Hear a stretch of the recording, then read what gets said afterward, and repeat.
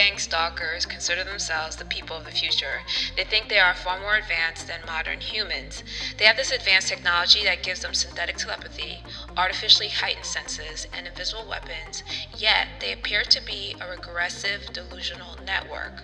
This network has most, if not all, of the unethical what-ifs about programming people, promoting torture. They're sort of like the Stanford experiment, but worse. There are so many other things that needs to be researched, that begs to be researched about this psychopathic network. These are not the psychopaths locked away in jails. These are the elusive and mysterious everyday psychopaths, the psychopath next door.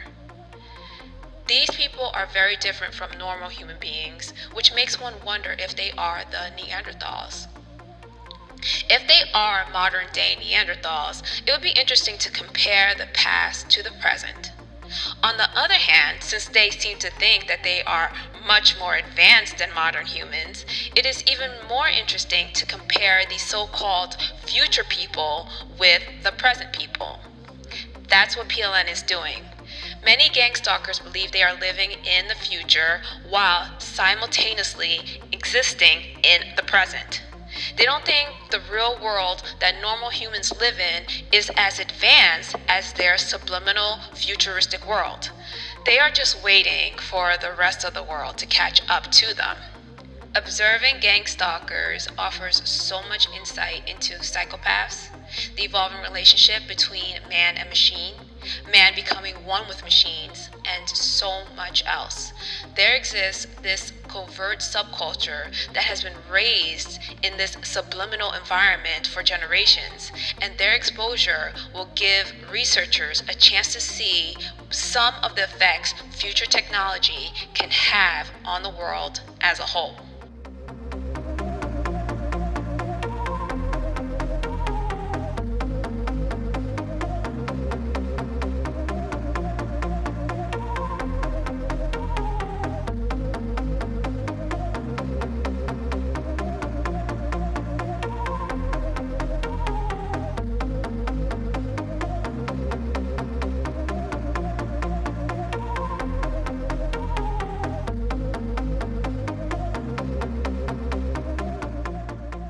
At the beginning of the research, it was decided that it would be better to not talk about electronic harassment because, frankly, it sounds crazy. PLN will sound as if it's run by a bunch of crazy people or scammers if electronic harassment is mentioned in any way. But as the research went on, it became clear that electronic harassment was the most important part of the psychopathic network's control. It's what helped them to achieve their agendas. It gave them that edge. Then it was clear that to ignore or not talk about electronic harassment was insane. This is the psychopathic network's magic weapon. Without it, they would be a regular group of criminals that could be stopped without much difficulty.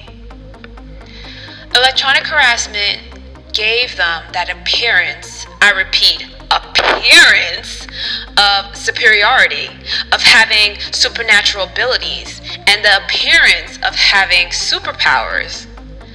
Once PLN kind of figured out parts of their matrix, it went from they are invincible to pay no attention to the man behind the curtain. The covert devices that gang stalkers use have the ability to make the gun obsolete. These non-lethal weapons can become lethal someday. They have the ability to kill from the inside out. In other words, they produce internal wounds, whereas the gun produces external wounds. That's why the effects of these weapons are so hard to detect. No bullets are needed. It can be activated remotely and blends in with everyday items, so you can search a gang stalker and find no weapons, although she or he is fully armed. All this makes it hard to prove the weapon's use and existence. However, once proven, average defense weapons will be taken to a new level into the future.